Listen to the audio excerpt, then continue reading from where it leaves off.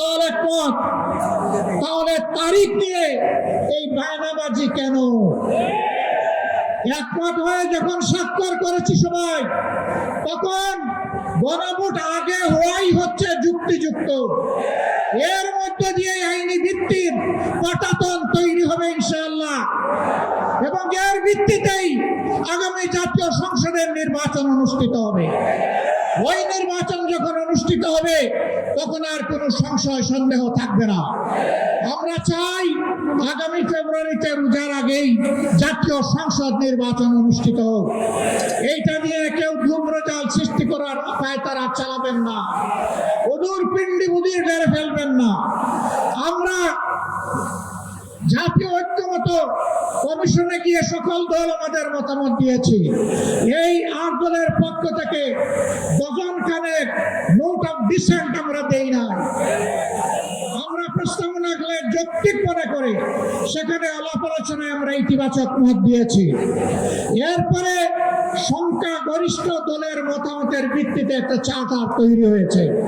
এটি হচ্ছে গণতন্ত্রের কথা, যে সংখ্যাগরিষ্ঠ যা বলবে বাকিরা তাই মেনে নেবে।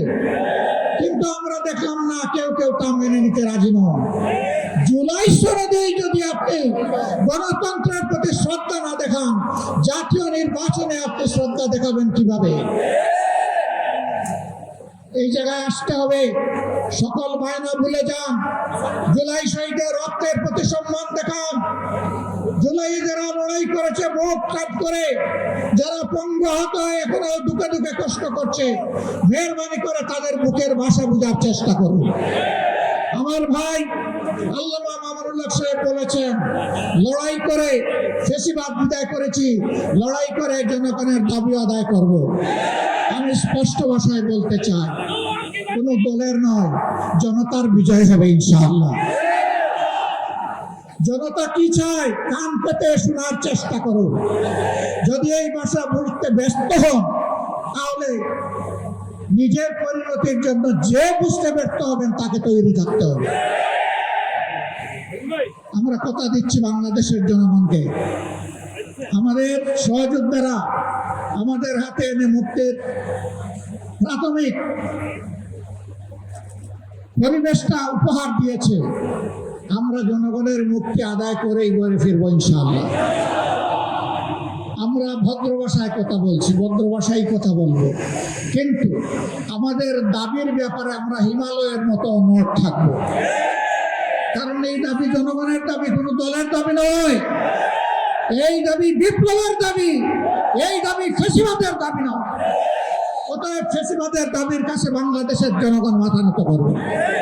এইরকম যতক্ষণ পর্যন্ত জনগণের দাবি আদায় না হবে, আমাদের আন্দোলন দুর্বার গতিতে চলতে থাকবে ইনশাআল্লাহ। আজ শীর্ষ নেতৃবৃন্দ এই মিটিং এর পরে আমরা মিলিত হচ্ছি। পরবর্তী কর্মসূচি যথা শীঘ্রই আপনারা জানতে পারবেন। সেই কর্মসূচি বাস্তবায়নের জন্য প্রস্তুতি নেওয়ার আহ্বান জানিয়ে এবং সরকারকে জনগণের ভাষা বুঝে অতি শীঘ্র গণভোট আগে দেওয়ার সিদ্ধান্ত নেওয়ার আহ্বান জানিয়ে আমার বক্তব্য এখানে শেষ করছি। আল্লাহ হাফেজ। বাংলাদেশ জিন্দাবাদ। আর দলীয় আজকে এই সমাবেশ জনগণের দাবি আদায়ের পাঠাতন হোক। আসসালামু আলাইকুম ওয়া রাহমাতুল্লাহ।